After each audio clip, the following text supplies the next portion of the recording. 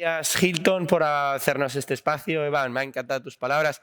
Os animo a que conozcáis más sobre la cultura de Hilton. Es espectacular el cambio y la revolución que hicieron hace unos años en el cuidado del empleado. Bueno, que sepáis que el evento tiene un formato completamente híbrido. Hay mucha gente que está aquí. Gracias por venir a todos, sobre todo a los ponentes. Y hay mucha gente que va a estar en lo que llamamos la arena. Gracias a Vidip, pues vamos a tener una experiencia en la que van a poder interactuar con nosotros. Entonces, yo no sé si Mamen nos puede escuchar, nos escucha, para que veamos... Sí, a ver cómo está la arena, a ver quién está. Bueno, mientras que llega, que sepáis que la plataforma Vidip permite interactuar. Fijaros, cada una de estas bolitas es una persona y están aplaudiendo, veis que tienen diferentes emoticonos, pueden hacer diferentes cosas. A ver, eso es, muy bien, claro que sí. Entonces, bueno, que sepáis que es una manera también de hacer networking. Con esto del COVID, pues siempre que hay que evolucionar, así que enhorabuena. Ahora vamos a dar la bienvenida desde un punto de vista institucional, Great Place to Work, y lo vamos a hacer de mano de Nicolás Ramilo, que nos va a dar unas breves palabras sobre, bueno, pues la importancia que tiene generar un excelente lugar para trabajar. Muchas gracias, Jaime. ¿Se me escucha? Buenos días a todos, bienvenidos. Eva, muchísimas gracias y a todo tu equipo de Hilton por cedernos este espacio. Está espectacular, todo el mundo me ha dicho que está quedado espectacular. Y de verdad, después de escucharte, que sepas que tienes un sitio en Great Place to Work cuando quieras. Eres una grandísima embajadora de Great Place to Work. Muchas gracias. Agradeceros a todos vuestra asistencia, agradecer a todas las personas que estáis conectadas. Muchísimas gracias por vuestro interés. Especial agradecimiento a todos nuestros ponentes, porque sois claves en todo esto. ¿Vale? Como siempre decimos en Great Place to Work y siempre hablamos en todas nuestras primeras conversaciones, es la misión de Great Place to Work, ayudar a mejorar la sociedad creando grandes lugares para trabajar, ¿vale? Y de eso va hoy. Va de, como comentábamos antes con un par de ponentes, el objetivo de la charla de hoy es intentar poner un camino, una hoja de ruta para aquellas empresas que probablemente vean no tan fácil, no tan accesible ser un gran lugar para trabajar. Y comentamos en esa misma charla, que eso estábamos, a lo mejor, empresas que hoy en día son grandísimos lugares para trabajar, que consiguen nuestra certificación, hace no sé cuántos años estaban en esa misma tesitura, en esa misma situación. Y hoy son extraordinarios lugares para trabajar.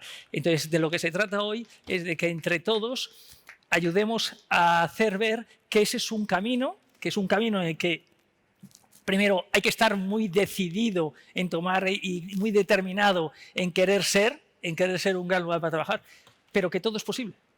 Y a los hechos nos remitimos, ¿vale? Estamos en Great Place to Work, estamos muy contentos con esta jornada, con el poder de esta jornada. Creemos que, y espero que así lo veáis vosotros, que el equipo de Great Place to Work, al cual felicito, ha hecho un magnífico informe, un informe que además tiene una comparativa respecto al mercado. ¿Por qué? Porque queremos también poner en situación que la realidad del tejido empresarial en España no sois los best workplaces. Los best workplaces sois los que marcáis la diferencia. Y en el informe así lo vamos a comentar y dejar claro. Y por último, los retos que también como best workplaces tenemos todos, ¿vale? Yo por mi parte nada más, agradeceros a todos vuestra colaboración, a los ponentes, a Hilton, a Vidip y a todos los que asisten hoy, y que espero que disfrutéis muchísimo y que entre todos podamos seguir creando grandes lugares para trabajar. Muchas gracias.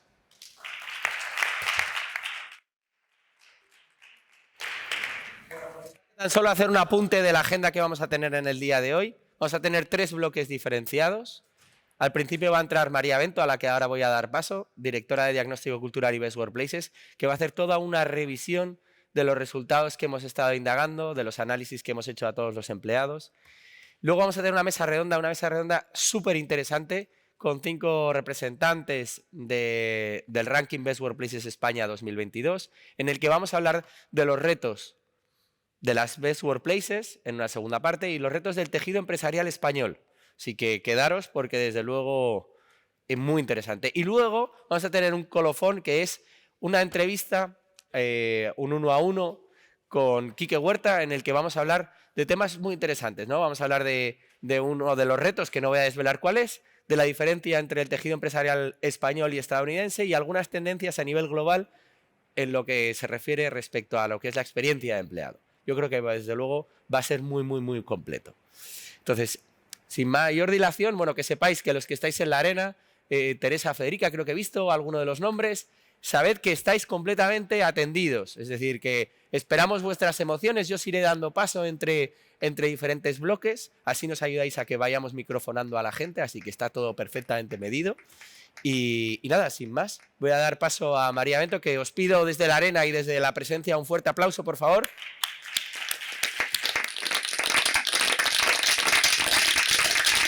Buenos días a todos. Muchas gracias, Jaime, por el aplauso. Me uno al agradecimiento de que nos acompañéis, también a las personas que estáis conectadas. Para nosotros es un momento súper importante. Ya hace un mes, en abril, os contábamos cuáles eran las mejores empresas para trabajar en España y hoy estamos muy ilusionados de contaros por qué lo son, ¿no? Para eso pues estamos muy contentos de poder mostraros una breve presentación, porque vais a tener el informe completo de todo nuestro trabajo durante un año buscando a esas mejores empresas para trabajar. Como bien comentaba Jaime, yo soy la responsable del área de diagnóstico cultural de Great Place to Work. A ver, un segundo si podemos pasar. Y estaré con vosotros un poco repasando las partes más importantes del informe. Como digo, no me voy a detener mucho, aunque me encantaría, pero vamos a tener aquí hoy a los protagonistas y es importante que también podamos escuchar su opinión. Haremos un breve resumen de la metodología de Great Place to Work, de los datos del informe. Después hablaremos de los retos que tienen las empresas en España. Como bien mencionaba Nicolás, las Best Workplaces no son una representación, todavía nos queda mucho camino por recorrer. Y después hablaremos del teletrabajo, que seguro que está en las agendas y en las conversaciones de muchas personas, muchos departamentos de recursos humanos de este país. Y terminaremos anticipando, enunciando un poquito cuáles son los retos de las Best Workplaces, pero como digo, van a ser ellos, los protagonistas, los que nos los cuenten. A ver si puedo pasar la presentación. Ahora, que tiene un poco de retardo, perdona, cosas del directo. Muy bien. Bien, lo primero, me parece importante que repasemos qué es un Great Place to Work. Yo estoy segura de que si salimos de esta sala y preguntamos a diferentes personas qué es un Great Place to Work, nos dirán diferentes perspectivas, ¿no? Probablemente desde qué sea importante para ellos. Pero es importante que coincidamos en el concepto de qué es para Great Place to Work ser un excelente lugar para trabajar. Ya Eva lo anticipaba, Nicolás lo reforzaba y tenemos que un Great Place to Work es una compañía que consigue sus resultados, que consigue y supera sus objetivos con personas que entregan lo mejor de sí mismas. Por tanto, el concepto de cuidar a las personas para que las personas cuiden del negocio y cuiden de los resultados es lo que vamos a tener hoy aquí durante toda la presentación de las conclusiones del informe. ¿No puedo pasarla? Bien, genial, gracias. Como decía, ser un Great Place to Work es una elección que no todas las compañías deciden tomar, es una estrategia empresarial, como hay otras muchas, pero esta estrategia permite convertir a la cultura de la organización en una ventaja competitiva. Hay compañías que tienen el producto más innovador o un producto nuevo y esa es su ventaja competitiva. Hay compañías que son más rápidos en salir al mercado y esa es su ventaja competitiva. Para las Best Workplaces su ventaja competitiva es que van todos a uno. Todas y cada una de las personas de la organización están dispuestas a dar lo mejor de sí mismas porque sienten el propósito, los objetivos, los valores y la estrategia como propias, ¿no? Y por eso, siempre que hablamos del Trust Index, que me vais a escuchar un montón decirlo hoy, que es un indicador de negocio, lo decimos por esto, porque te permite saber cómo está tu cultura preparada para afrontar los retos de la organización. Cuando hablamos del modelo de Great Place to Work for All, luego hablaré de ese for all, tenemos que hablar inevitablemente de que en el centro está la confianza. Para nosotros la confianza es la máxima expresión del compromiso. Para nosotros y para las compañías que son Great Place to Work y que forman parte del ranking Best Workplaces. Además saben que con unos valores que comparten las personas en el día a día, no solamente que están pegados en la pared, sino que marcan el ADN de la forma de trabajar de las personas, y un liderazgo efectivo que es capaz de convertir la estrategia de la organización en pequeñas aportaciones individuales, se consigue maximizar el potencial humano. Es decir, se consigue tener la mejor expresión del talento de las personas. No es una cuestión solo de retenerlas y encerrarlas, es cuestión de que dentro de la organización den lo mejor de sí mismas, porque eso nos dará innovación y, por supuesto, como ya todos anticipáis, crecimiento económico. Voy a hablaros un poco también de los detalles del estudio. Este es un poco el marco conceptual, el modelo de Great Place to Work, pero detrás de esto hay una metodología sencilla. Hemos analizado durante el 2021, y doy gracias desde aquí al equipo que me ha ayudado a conseguirlo, a más de 364 compañías, preguntando a lo que supone preguntar a casi medio millón de personas, 364 compañías que decidieron emprender este camino, como decía Nicolás, de convertirse en un excelente lugar para trabajar, y hemos llegado hasta hoy contándoos qué es lo que hacen las 50 mejores empresas para trabajar, que suponen un total de 16.690 empleados que ya disfrutan hoy en día de una experiencia excelente en sus lugares de trabajo. La metodología es súper sencilla. Preguntamos lo más importante, ¿cómo es tu experiencia en el día a día? ¿Cómo son tus relaciones? La relación con tus líderes, la relación con tus compañeros y la relación con tu propio trabajo. La metodología es muy sencilla, es un cuestionario de 60 afirmaciones que medimos con una escala de frecuencia. Es decir, le preguntamos a las personas sobre aquellas cosas que sabemos que son importantes para ellos y para incrementar su confianza, la comunicación, el reconocimiento, el sentimiento de que tu trabajo te realiza, ¿no?, como profesional. Todas esas cosas las medimos en una escala de frecuencia. Y las medimos en una escala de frecuencia por una razón muy sencilla. Sabemos que todo el mundo sabe que son importantes, pero la diferencia, las Best Workplaces lo tienen muy claro, la diferencia la marcan aquellos que las tienen consolidadas en sus hábitos, que les salen de forma espontánea, que forma parte de su forma de gestionar a las personas y de gestionar al talento. Dos preguntas especiales que nos permiten también analizar las oportunidades de innovación y también un poco la efectividad del liderazgo, y dos preguntas abiertas en las que todas las personas nos mencionan cómo poder mejorar la compañía, lo cual nos da una información muy valiosa para ayudar a las organizaciones a seguir transformándose. Además, como mencionaba Nicolás, queríamos, cuando decimos, oye, estas son las Best Workplaces, queremos trasladar que no son las Best Workplaces porque a nosotros nos gusten más. Son las Best Workplaces porque estudiamos también a la población general, a las personas en España.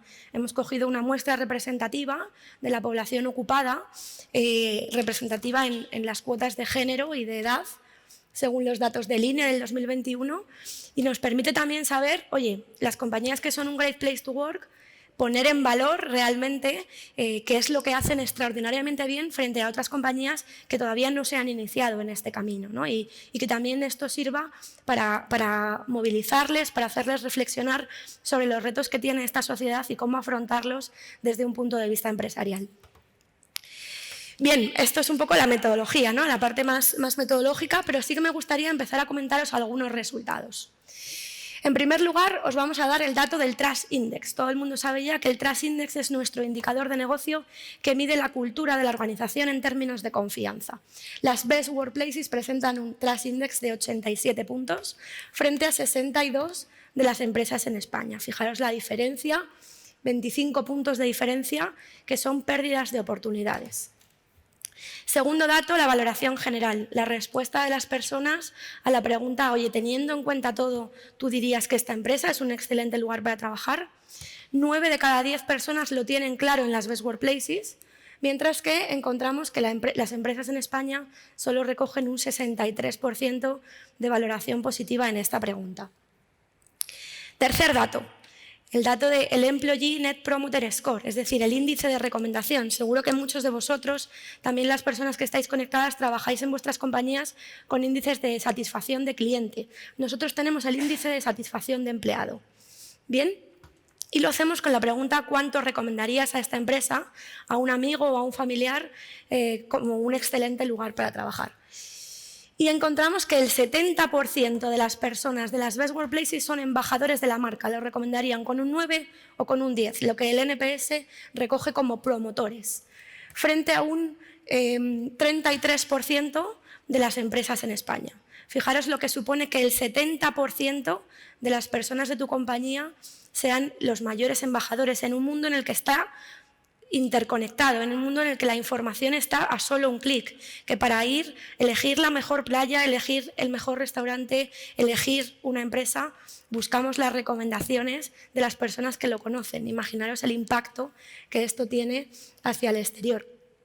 Pero no solo hacia el exterior. Decíamos que el fin último de ser un excelente lugar para trabajar es conseguir el compromiso y ese extra mile de los empleados de la compañía. Y lo conseguimos, realmente lo conseguimos, porque aquí tenemos el dato. El 88% de las personas de las Best Workplaces afirman que las personas en estas compañías están dispuestas a dar más de sí para hacer su trabajo, frente a un 60% de las empresas en general. Estamos hablando de una diferencia de 3 de cada 10 personas, ¿no? Más o menos 9 de cada 10 en las Best Workplaces, 6 de cada 10 en las empresas en general, una diferencia de 3. Y me podéis decir, María, 3 tampoco son muchas, no pasa nada. Pero me gustaría que hicierais la reflexión y que os lo llevarais a la situación de vuestras compañías. Imaginaos que tenéis una compañía de 100 personas.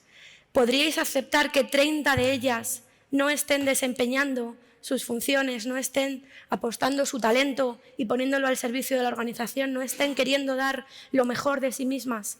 30 personas son muchas personas. Estoy segura de que intentaríais solucionarlo, ¿no? Pues ser un excelente lugar para trabajar os ayuda a afrontar, ¿no?, ese tipo de retos. Estos son los resultados en general, que sí que creo que son reveladores, pero sí que me gustaría también comentaros cuáles son los 3 principales retos que desde Great Place to Work tenemos claro que tienen las empresas en general. Voy a hablar de 3 retos, el reto de liderazgo, el reto de innovación y el reto de diversidad. Creo que tenemos muchas de las compañías en la agenda pendiente seguir trabajando en estos 3 retos. Empecemos por liderazgo. Para hablar de liderazgo, lo primero que vamos a ver es una gráfica de alineamiento. La tenéis aquí a la izquierda en la pantalla, ¿vale? Y lo que recogemos es la percepción que tienen los diferentes perfiles jerárquicos dentro de la organización en función de si son directores, si son mandos intermedios o si son empleados sin personas a cargo, qué percepción tienen sobre las 5 dimensiones del modelo de Great Place to Work. Fijaros en la gráfica de arriba, que es la gráfica que corresponde a las Best Workplaces, cómo ese diagrama, ¿no?, ese pentágono está expandido hacia afuera. Sin embargo, en las empresas en general todavía queda mucho recorrido por seguir haciendo, ¿no? Y es importante porque tener un alineamiento óptimo es clave en la organización para movilizar percepciones. Pensad que aquí recogemos las percepciones de las personas, que al final es lo que importa, ¿no?, el ver el impacto que tienen las cosas que hacéis. Y vemos, por ejemplo, retos en los directivos, ¿no? ¿Cómo es posible que los directivos o los mandos intermedios tengan percepciones tan bajitas? ¿Cómo con esas percepciones van a conseguir inspirar a otros? ¿Cómo van a convencer a su equipo de que den las mejores ideas y que participen en las reuniones si ellos mismos consideran que las ideas en esta empresa caen en saco roto? ¿O cómo van a conseguir que se ilusionen con los objetivos si consideran que no están bien puestos o que no son alcanzables o ellos mismos no están motivados por conseguirlos, ¿no? Entonces, es importantísimo que haya un buen nivel de alineamiento, porque las personas que tienen responsabilidad jerárquica sobre otras tienen mucha influencia. Muchas veces más influencia de la que creen que tienen, ¿no? Pero tienen que ser conscientes de que son referentes para su equipo y sus percepciones, sus opiniones van a marcar mucho el índice de confianza de su organización y de su equipo. Y en la otra parte de la slide, de la pantalla, tenemos los elementos clave que desde Great Place to Work identificamos que tienen que tener los líderes, ¿no? para aportar y para convertir la empresa en un excelente lugar para trabajar. Estrategia y visión, valores y ética, comunicación y participación, empoderamiento y responsabilidad, reconocimiento, gestión del talento, innovación y mejora continua. Muchos de los presentes ya sabéis de lo que hablamos, ¿no? Lo habéis analizado en vuestras compañías, pero aquí damos un dato extra, el dato de las empresas en general, el tejido empresarial español. Y lo que tenemos, fijaros los datos, el gráfico en concreto, la parte gris, que todavía nos queda mucho camino por recorrer.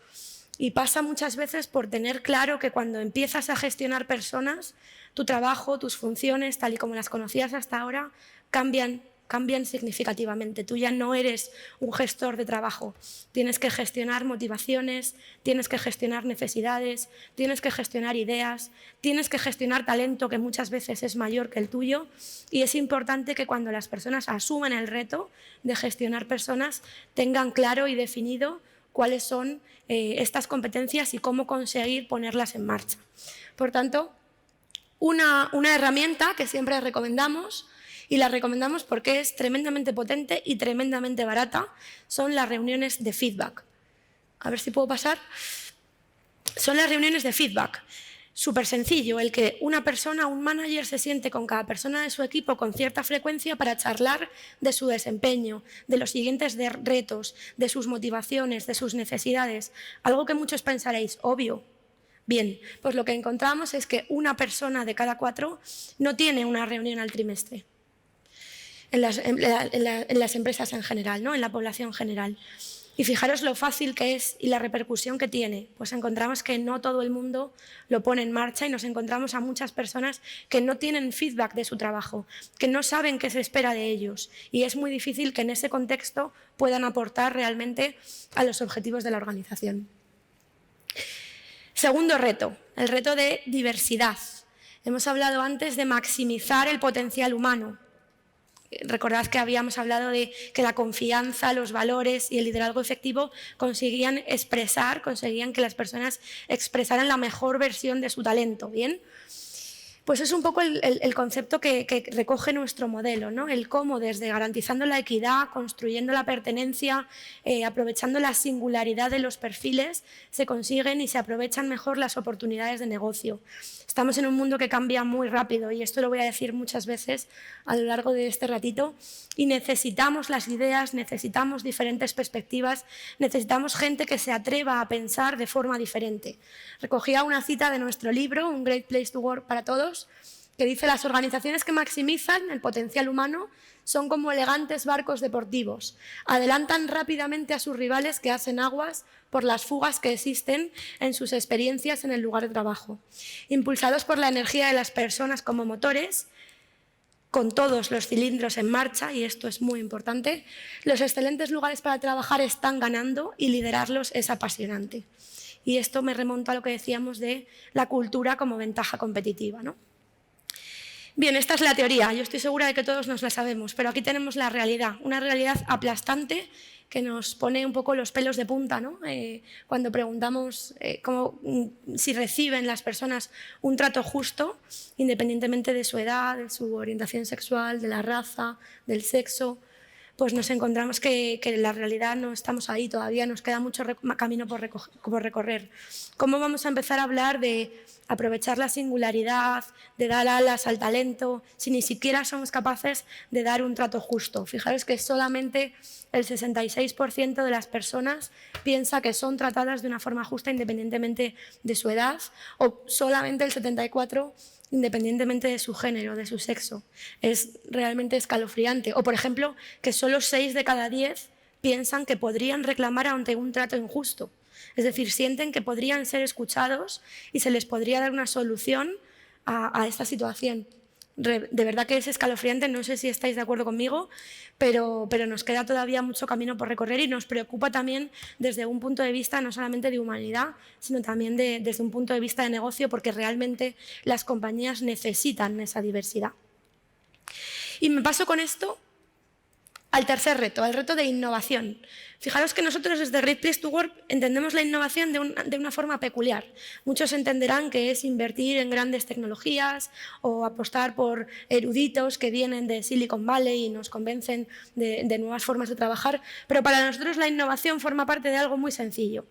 Muy sencillo, que es escuchar a las personas y ayudarles a que se atrevan a pensar de forma diferente, a que encuentren el espacio para que realmente puedan aprovechar y proponer esas ideas, porque son los que están en contacto con las oportunidades del mercado, son los que están en el terreno, son los que están en el trabajo y los que día a día se les ocurren 100 formas diferentes de hacer las cosas mejor, más rápido, con mayor calidad para el cliente o de otra forma, ¿no? Entonces estudiamos qué es lo que tienen que tener las culturas, las organizaciones para generar o fomentar estos entornos de innovación. Y es importantísimo dos cosas. Aquí tenéis todo el listado, pero me voy a centrar en dos. Una es reconocer el esfuerzo que supone pensar de forma diferente, porque lo fácil es seguir engranando la máquina y hacerlo siempre todo igual. Oye, no, es que aquí siempre se ha hecho así. ¿Cuántas veces no habéis escuchado esa frase? Lo difícil y lo que realmente hay que reconocer, porque supone un esfuerzo, es parar y girar en otra dirección y decir, oye, ¿y esto por qué no al revés? ¿O por qué no de esta forma? Eso hay que reconocerlo, porque realmente supone un esfuerzo mental muy grande. No solamente cuando se consigue un éxito, sino también el hecho de intentarlo. Aceptar los errores como involuntarios, dotar de recursos equipos. Fijaros, aceptar los errores como involuntarios es muy importante. ¿Cuántas veces se van a atrever a pensar de forma diferente a aquellas personas que por hacerlo han sido castigadas? Probablemente ninguna más, ¿no? O implicar a las personas y escucharlas, implicarlas en la toma de decisiones. Esto es tremendamente importante. Para nosotros la innovación parte de la escucha. Y si nos fijamos en la gráfica siguiente, preguntamos ¿cuántas oportunidades has tenido para desarrollar nuevas y mejores formas de hacer las cosas en tu trabajo? Y nos encontramos que casi la mitad de la población dice que pocas o ninguna. ¿Realmente estamos preparados para afrontar cambios tan ágiles como, por ejemplo, que de un día para otro tenemos que trabajar desde casa o no podemos estar cara al público o no podemos ofrecer un producto? Nos ha pasado en el 2020, ¿no? Que de la noche a la mañana hemos tenido que responder de forma ágil. ¿Estamos preparados realmente como sociedad para conseguirlo cuando no escuchamos las diferentes formas de hacer las cosas que pueden darse? Bien, os dejo ahí la reflexión. Me gustaría parar un minuto para hablar de teletrabajo y exponeros un poco cuál es nuestra perspectiva y una conclusión relevante que hemos obtenido de este año. Y es que hemos preguntado a la población en general cuál es su experiencia, cuál es su situación real con el teletrabajo en este momento y nos encontramos que el 62% de las personas se encuentran trabajando 100% presencial, cuando eso no es lo que más confianza les genera. Fijaros que incluso es el Trust Index más bajo, ¿no? Perdón, uno de los más bajos, 62. Y nos remontamos al 2020 cuando sabíamos que esto iba a pasar. O sea, en Great Place to Work nos sentamos, oye, ¿cómo podemos ayudar a las organizaciones que tienen que cambiar radicalmente su forma de trabajar de hoy para mañana? De hoy para mañana. Tienen que irse a casa y no es tan sencillo. Nosotros sabíamos que no era tan sencillo como irnos con el ordenador a casa y ya está, sino que inevitablemente el teletrabajo es confianza y no puede ser de otra forma que no sea confianza. Tiene que haber confianza en la dirección por objetivos, confianza en los valores, confianza en los líderes, formas de gestionar en remoto y lo sabíamos, ¿no? Y cuando vemos que todo el mundo ha vuelto, o la gran mayoría, pues nos sentimos un poco padres y madres en la frase de te lo dije, te dije que esto iba a pasar, que no estabas preparado, ¿no? Y es importante, cuando hablamos de teletrabajo, no es simplemente tan sencillo como cogemos y nos vamos, sino que tiene que haber una cultura de confianza y nosotros, como lo sabíamos, ofrecimos a las empresas incluso diagnosticar su cultura de forma gratuita. Muchos nos decían, no, ¿cómo voy a preguntar ahora? No es el momento. Bien, pues os lo dijimos, os dijimos que podía no funcionar. Como conclusión también hemos obtenido que los modelos que mejor confianza generan, o que mayor confianza generan, mejor dicho, son los modelos híbridos, los de 75% presencial, 25% teletrabajo y viceversa, porque realmente las personas encuentran atractivo en ir a la oficina, encuentran atractivo en estar con sus compañeros, salen ideas, unas ideas refuerzan otras ideas, un poco la forma en la que se nutren esas ideas, ¿no? Y entonces vemos que la virtud está en los entornos híbridos y en los que la presencialidad, el ir a la oficina, tiene un sentido de cooperación, de trabajo en equipo, de estar juntos. Muchas compañías dejan la reunión de equipo para el momento en el que están todos, ¿no? Bien.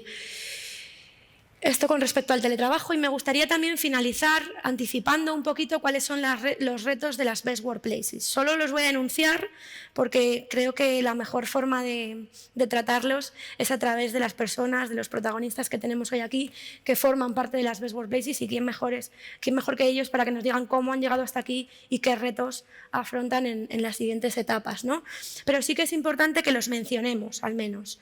El primero, la gestión de los favoritismos. Tened en cuenta que son percepciones y es importante que las personas puedan percibir que no hay faltas de meritocracia en sus organizaciones. Esto quizás sea lo que más cuesta de cambiar, porque son pues, ideas muchas veces arraigadas dentro de la organización y lo tenemos todavía como reto en las Best Workplaces.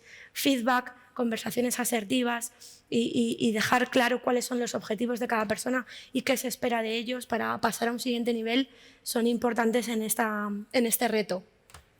El segundo, mejorar la agilidad en la respuesta a los cambios. No sé cuántas veces me he sentado con compañías y les he dicho que este era uno de sus retos, que esta era una de sus áreas de mejora. Os diría que a lo mejor en el 80% de las conversaciones que he tenido, ¿no? con clientes.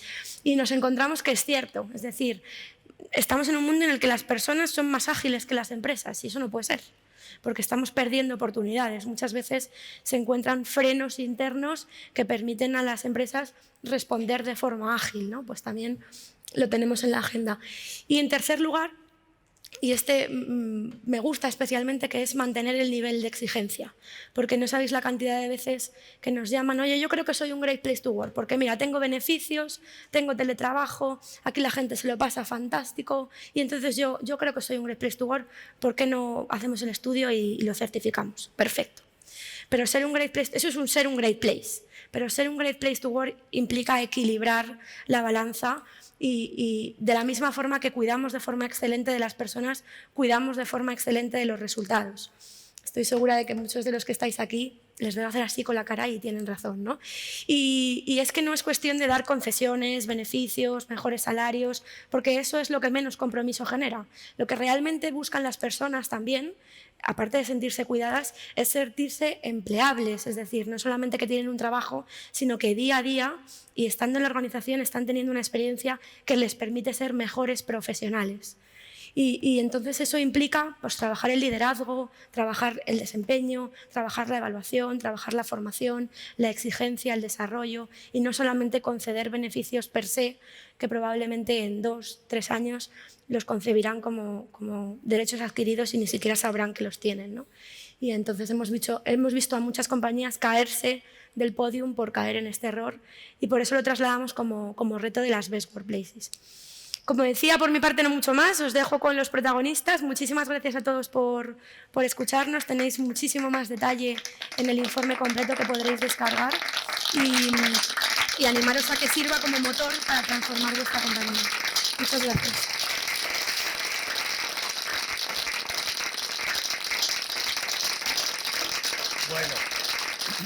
Bueno, pues os voy a pedir por favor a los ponentes que os vayáis acercando, si os parece, vais subiendo por ahí. Nos falta micrófono a una persona. Mamen, no sé si nos escuchas, si estás en la arena, ¿cómo va la cosa?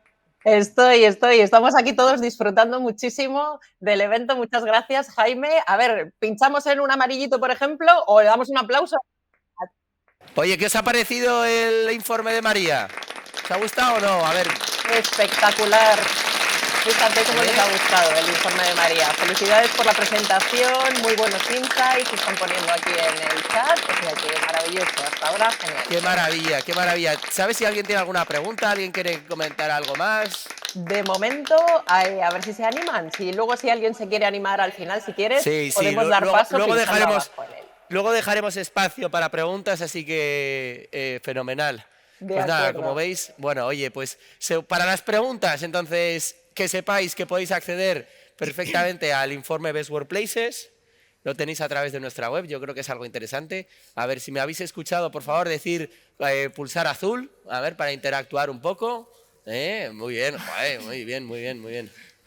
Oye, ¿alguien tiene alguna pregunta? Que me ponga amarillo, para saber si alguien va a tener alguna pregunta después. Si alguien va a tener alguna pregunta, que me pulse amarillo.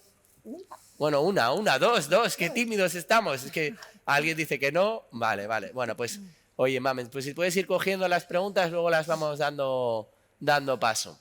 Estupendo, muchas gracias, Jaime. Sí, la verdad es que nosotros dedicamos muchísima energía a tener o a plantear un rigor en nuestros estudios y realmente captar la esencia de los empleados. Y la verdad es que un dato que no ha dicho María, que es tremendamente interesante, es que el año pasado encuestamos casi prácticamente como a unas 50 millones de personas en todo el mundo. El 49% dijo que no había vivido una buena experiencia en su lugar de trabajo. Fijaros la oportunidad que acaba de presentar María, la oportunidad que tenemos a lo largo de todo el mundo para poder construir un excelente lugar para trabajar, ¿no? La idea de que estemos hoy aquí, que ahora os iré presentando, con estos protagonistas, es poder reflexionar sobre los retos que tenemos y como tejido empresarial español y también los retos que tienen ellos como Best Workplaces. Bueno, muchísimas gracias por venir. La verdad es que les pido un fuerte aplauso a todos los presentes y híbridos por toda su intervención y gracias por estar aquí.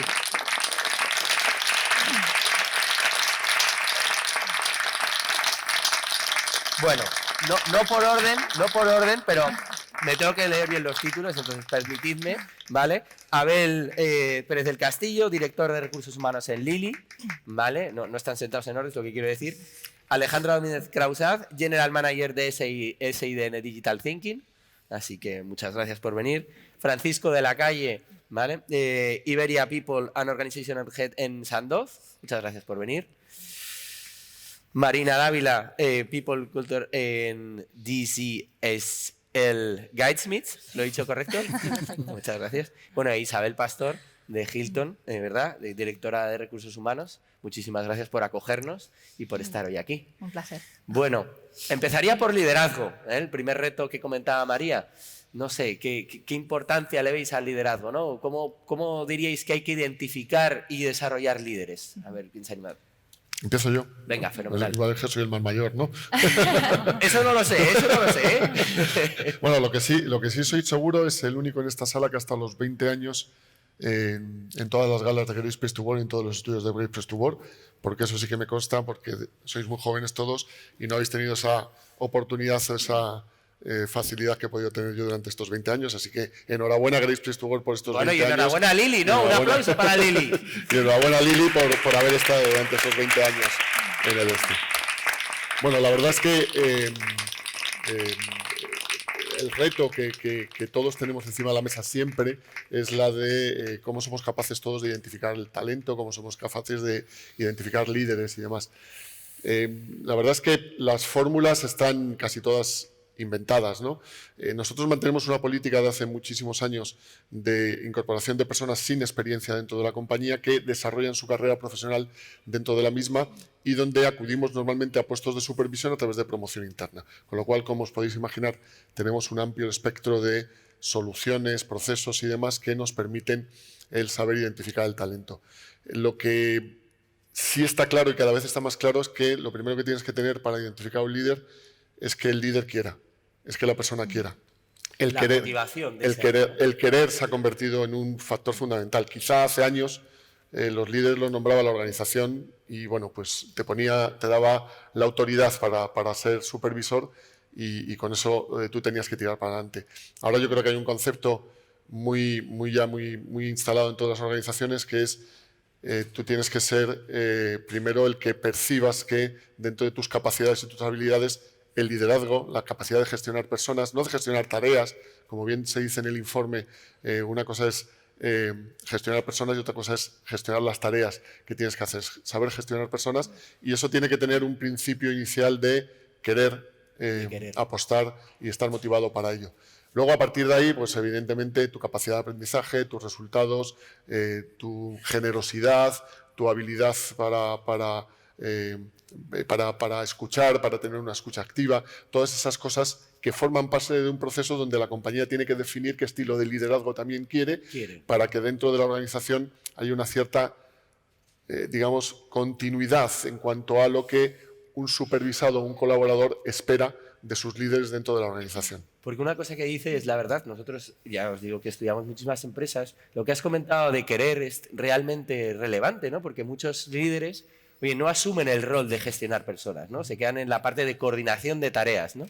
Otro tema también muy importante que nosotros vemos es la autoritas, el ganarse la percepción de competencia del equipo. Al fin y al cabo, oye, pues si no piensan que no eres competente como manager, es difícil que luego vayas a influir, ¿no? No sé qué pensáis al respecto, no sé, Marina, ¿tú cómo lo ves? Yo creo que la tendencia, ¿no? O sea, todos sabemos que hay muchos estilos de liderazgo y yo creo que esa parte de líder autocrático, creo que la tendencia es ir hacia un tipo de relación entre equipo y manager donde hay mucha más confianza, ¿no? Entonces creo que, además también lo hablábamos, creo que lo hablaba María cuando mostraba los insights del report, que lo que realmente busca un empleado es que haya esa confianza, ¿no?, hacia él, pero creo que tiene que ser bidireccional entre el manager y el empleado y al revés. Entonces, esa figura tan autocrática creo que la tendencia es que vaya desapareciendo y que se creen esos espacios, ¿no?, y crear herramientas para que la relación entre manager y empleado sea de pura confianza y que, pues, en el caso del empleado tenga la posibilidad de hablar con su manager de ciertos aspectos que no le encajen, sin miedo, ¿no?, a posibles represalias. Entonces creo que ganarse esa autoridad de líder es más con el ejemplo, creando esa relación, ¿no?, pues ya sea en sesiones de one-on-one o en sesiones con el equipo de all hands o individualmente, pero sí que tiene que ser algo que se va construyendo en el largo plazo. No es algo que se imponga, sino algo que se va construyendo en el tiempo. ¿Cómo diríais que se construye, Alejandra? Sí, incluso un poco, ¿no?, lo que ella comenta y un poco alineado, ¿no?, a lo que creo que estamos viendo desde hace ya un tiempo atrás. Podemos hablar de lo que son los artefactos en recursos humanos y no simplemente quedarnos en lo que es la base, ¿no? Hablamos de artefactos cuando nos referimos a lo que es una metodología o incluso a lo que es un día a día o el nombramiento de unas salas de reunión o unos nombres de equipo de trabajo, de grupo, un poco ir involucrando poco a poco al equipo para que vean que desde una determinada jerarquía, de un determinado liderazgo, existe esa ilusión, esa implicación dentro de la compañía, no simplemente lo que es en el papel, como uno dice, ¿no?, sino en ese compromiso que hay y ser capaces de poder transmitir todo eso, nosotros estar ilusionados como directivos y ser capaces de ilusionar a cualquier persona dentro de la organización. Y yo creo que eso finalmente es una forma de ir creando poco a poco esas personas que con el tiempo uno se da cuenta que, o ellos mismos, ¿no?, nosotros, que son perfiles que pueden, digamos, tener esas ciertas características de liderazgo. Claro. Y además, a partir de esas personas, que desde un nivel quizás más bajo, van también influyendo en otras personas y van ayudando y se convierte realmente en una cadena. Pero creo que en este sentido es fundamental poder empezar en pequeñas cosas, que muchas veces creemos, ¿no?, que el liderazgo son grandes cosas. Son ¿no? grandes cosas, o lo vamos a encontrarnos cuando entrevistamos a una persona X. Y en realidad nos damos cuenta que lo tenemos en cosas mucho más simples en el día a día, que simplemente saber, pues, explotarlo y ver cómo enfocarlo en lo que muchísimas empresas, ¿no?, tienen ahora mismo en sus compañías. Lo comentaba justo María, ¿no?, que decía que muchas empresas ven muy lejano ser un great place to work y muchas veces no nos paramos a pensar de que hay muchos deberes que ya están hechos y que simplemente es implementarlo. Sandoz, Hilton, ¿qué comentaríais? Pues, Perdón, que os he liado. Bueno, en línea con lo que se ha dicho, efectivamente, está en las pequeñas cosas, ¿no? Cuando decimos, bueno, un líder a veces antes se decía, o por lo menos, es que un líder es innato, ¿no? ¿Se es líder o no se es líder? No, yo creo que hay muchos líderes ocultos, y está en nosotros también en descubrir esos líderes a través de los diferentes programas que podemos implementar en la empresa. Y en cosas sencillas como es el tema, por ejemplo, de la comunicación, escucha, empatía, esos one-to-one, ¿no?, que hablaba María antes, un one-to-one, cada mes, cada 2 meses. Nosotros tenemos reuniones departamentales todos los meses. Tenemos nuestro director general, directora general, pues todos los meses también convoca a todos los trabajadores. Director comercial habla sobre cuál es la prospección del mercado, director financiero habla sobre los resultados, recursos humanos habla sobre, damos reconocimientos, celebramos cumpleaños, es decir, la comunicación y la transparencia, el leading by example es fundamental. Y en este descubrimiento de los líderes, por ejemplo, nosotros tenemos un programa de desarrollo de líderes que va desde cualquier colaborador de base puede llegar a ser un director y un SEO en la compañía. Qué bueno. Se lidera primero, tenemos un programa formativo para Lead One, que llamamos, que es cómo te lideras a ti mismo. Creo que hablabas antes al principio que al final es uno mismo el que tiene que creer que realmente puede. Luego pasamos a una formación de cómo lideras a nivel individual con otra persona. Luego el siguiente nivel es cómo lideras, puedes gestionar un grupo. Y luego de ahí pasamos ya a unos niveles más altos, ¿no? Pero en todos los niveles de la cadena hay una formación para que, ¿no?, haya una progresión y un avance en el liderazgo, ¿eh? O sea que, bueno, podría hablar de muchas más cosas, pero bueno, básicamente sí. La cosa de ser el último es que prácticamente está todo dicho, pero en el tema del liderazgo, como somos personas humanas, la verdad es que es tan complejo como el ser humano es. Y yo muchas veces intento simplificarlo al final, y básicamente porque hay 1000 conceptos por los que puedes definir un líder, pero básicamente intento que un líder tenga 2 cualidades, que es la de servir en primer lugar e inspirar en segundo lugar. Si una persona es capaz de servir y de inspirar, normalmente, quiera o no quiera, y aquí yo disiento con Abel, se va a convertir en líder. Cuando yo para los fines de semana, para echarme la siestita, me pongo el documental de la 2 y vuelvo otra vez al comportamiento más inconsciente que tenemos los seres humanos como animales, muchas veces que somos. Lo ves reflejado en animales que son sociales, que son gregarios, que te ponen la sabana y tal, y estas cosas, y ves que hay líderes entre los animales. Y esos líderes que están en los animales no son por otra cosa, sino porque verdaderamente están para inspirar, para decir, oye, por aquí está la comida, el agua, el alimento, el sitio más seguro, y porque están para servir.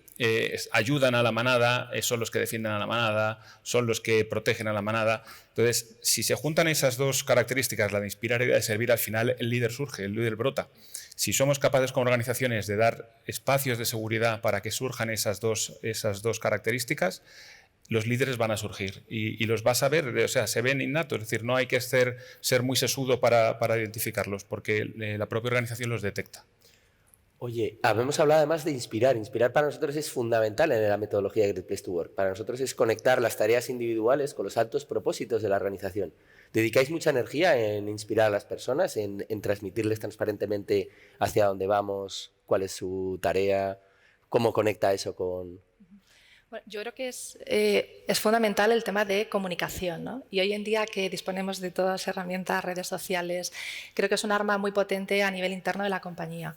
Nosotros en Recursos Humanos también es importante la conexión y el trabajo conjunto con marketing para que todo lo que hacemos a nivel interno, tanto a nivel local como a nivel global, podamos comunicarlo. Pues en Facebook, Instagram, tenemos una app para todos nuestros trabajadores, se llama First App, donde podemos compartir todo lo que hacemos a nivel interno y eso nos inspira también, ¿no? A veces yo veo algunas ideas y digo, esto aquí en Madrid, ¿cómo lo podría hacer? Pues igual lo puedo adaptar, ¿no? El WhatsApp, grupos de WhatsApp a nivel regional de recursos humanos donde compartimos best practice, mandamos fotos, vídeos. O sea, es una forma de inspirar y creo que hoy en día tenemos herramientas muy potentes que no teníamos antes, ¿no? Perfecto. Para mí, yo creo que has dado un punto clave. La comunicación dentro de las empresas no puede ser un arte, ¿no? No puede ser algo que dejas para quien lo sepa hacer, ¿no? Tiene que formar parte de la estrategia, tiene que ser una herramienta utilizarse como una herramienta de gestión, ¿vale? Creo que la inspiración viene también muchas veces por crear foros también donde muchas veces hablamos de los líderes. Yo me estoy refiriendo al líder como supervisor. Cuando antes decía esto yo ya me he encontrado en mi organización con personas que no quieren supervisar a otras personas porque no quieren asumir esa responsabilidad o esa tarea o, digamos, esa complejidad, porque es verdad que te requiere, a pesar de que en algunas ocasiones pues lleva aparejado una serie de beneficios, económicos o compensatorios distintos, pero es un poco el tema. Pero desde el punto de vista de lo que es la gestión de supervisión de la gente que verdaderamente son los líderes de la organización, crear foros también donde sean exclusivos para ellos, donde puedan generarse, digamos, ideas, se puedan comentar incluso situaciones reales vividas de situaciones prácticas que estás viviendo como supervisor, crear este foro de supervisores o algo así donde tú no solo inspires, sino que además escuches un poco qué es lo que desde el sentir lo que está ocurriendo, sentir lo que está ocurriendo, porque normalmente al final hay un elemento común y es que estás gestionando equipos. Total. La cosa es que lo sea en una empresa tecnológica, en una empresa farmacéutica, donde sea, ¿no? Entonces al final los problemas terminan siendo comunes o las oportunidades siguen siendo comunes, con lo cual en nuestro caso nos funciona bastante bien muchas veces. Tenemos 3 grandes áreas identificadas que no tienen nada que ver una con la otra. El juntar experiencias de supervisión de líderes dentro de la organización que compartan esas experiencias y sean experiencias funcionales totalmente distintas, una persona de comercial con una persona de fábrica, juntarlos y ponerles a valorar o a cuestionar determinadas situaciones, ayuda también y sobre todo ayuda mucho a la función de recursos humanos. No, total, además has dicho una cosa, ¿no? La comunidad de managers, que es una de las cosas que muchas veces nosotros recomendamos para evolucionar en la madurez del liderazgo, porque si todos ellos tienen el tema común de gestionar personas, si se produce una conversación interesante al respecto, pues desde luego ayuda a avanzar. Oye, una pregunta, a la arena y aquí. ¿Cuántos de vosotros habéis tenido, bueno, vamos a preguntarla de otra forma, porque eso a lo mejor sería implicar, ¿no? Pero ¿cuántos de vosotros tenéis one-on-one implantados en la compañía? ¿Alguna metodología de one-on-one? Azul sí, rojo no. Azul sí, rojo no. Azul, bueno, pues... Bastante. ¿Qué importancia tiene one-on-one? ¿Alguien que quiera cerrar este bloque de liderazgo? Misma, si quieres. Nosotros, por ejemplo, lo tenemos implementado un poco más informal, ¿no? Quizás a lo que se ha ido comentando. Todos los jueves, 6 personas de la compañía, tener en cuenta bueno, que somos más de 160, lo cual son grupos muy, muy reducidos. Tienen un café fuera de lo que es fuera de la compañía, fuera de la oficina, un café con Jesús que le llamamos, un café con Alejandra, que bueno, básicamente Jesús es nuestro CEO, yo soy Alejandra. Y en ese café, ¿no? con Jesús o con Alejandra, básicamente damos el espacio a los empleados aquí, independientemente del puesto que tengan cada uno. Incluso nosotros vamos a ese café sin saber quién va. O sea, no tenemos idea, lo escoge directo. No tenemos idea. Es sorpresa. Es sorpresa, lo escoge Recursos Humanos. De forma aleatoria, bueno, un poco también estratégica, evidentemente, y ahí, pues bueno, nosotros contamos un poco dónde estamos, hacia dónde vamos, y también es un espacio donde ellos se sienten escuchados por nosotros fuera de lo que son nuestras oficinas o de ese entorno, ¿no? De lo que puede ser un despacho, una sala de oficina, una sala de reuniones, perdón, y sinceramente es algo del cual al principio, evidentemente, ¿no? Al empleado como que le genera un poco de timidez o de tirantejo, lo veo quizás raro, pero a medida que van pasando, digamos, los minutos, te das dando cuenta, ¿no? De que se va relajando, va entrando confianza, te va contando cosas que quizás en un entorno de oficina no te lo hubiese contado. Entre ellos también van hablando y se va retroalimentando, digamos, toda la conversación y la verdad que es algo muy, muy positivo y la verdad que invito a muchas Bueno, yo creo que el liderazgo podríamos hablar horas, ¿no? Porque todos tenemos un jefe, todos hemos vivido experiencias, ¿no? Y desde luego siempre podríamos hablar horas. Pero es verdad que en el informe lanzábamos un dato que para nosotros es muy alarmante, no tanto por el porcentaje, sino por lo habitual, ¿no? Hablábamos del trato justo. Cuando lo revisábamos María y yo nos decíamos, se nos revolvían las tripas porque un 66% es uno de los datos más bajos que hemos visto, ¿no? Incluso compañías que verdaderamente están mal. Ya no es hablar de diversidad, es hablar de trato justo, que eso es muy diferente, ¿no? No sé, Marina, ¿qué te ha parecido el dato? Si nos puedes contar algo de qué animarías, cómo empezaríais a trabajar, a tener solamente un trato justo. Ya no hablar de diversidad, sino lecciones aprendidas de esa parte, ¿no? Bueno, creo que el dato efectivamente es bastante preocupante, ¿no? Creo que la diversidad es como el siguiente escalón, pero hay que empezar primero por el trato justo. Creo que muchas veces aspiramos a ser muy diversos, que encima la diversidad tiene muchas capas, y tenemos que empezar, ¿no? por el talento que tenemos dentro, que sienta que le estamos dando ese trato justo. Nosotros en DCSL Guidesmiths lo que tenemos, sí que tenemos varios proyectos para fomentar la diversidad, pero en el caso del trato justo tenemos un sistema, por ejemplo, que creo que la parte de la retribución en este punto juega un papel fundamental. fundamental, ¿no?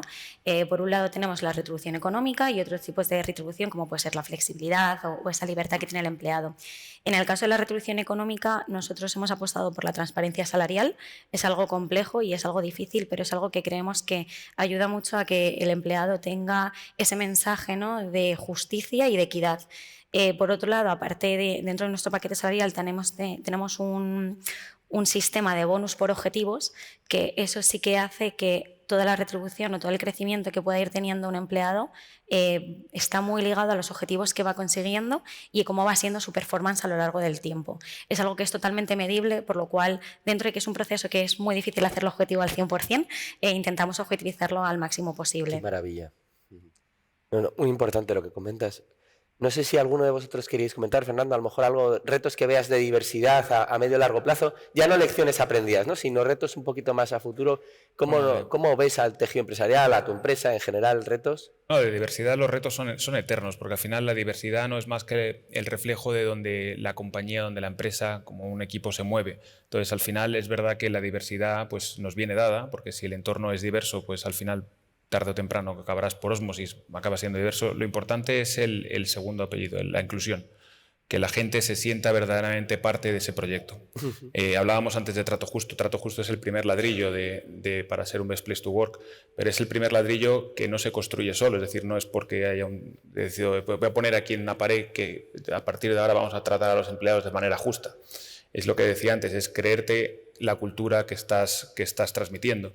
Y creerte la cultura, lo hablaban antes en el análisis del estudio, es un tema de percepciones. El empleado tiene que tener la percepción real de que efectivamente tiene un espacio seguro, de que se considera su opinión, de que se considera pues, su forma de pensar, porque la diversidad, y hablabas de diversidad, no es hombre-mujer, que ya está muy manida y hay miles de estudios y siempre es el KPI que nos piden, sino es diversidad de mentalidad, es esa diversidad que no es tan palpable, esa diversidad oculta, es diversidad de origen, es diversidad de cultura. Entonces, todo eso es lo que desde Recursos Humanos tenemos que ser capaces de ponderar, de medir y de evaluar.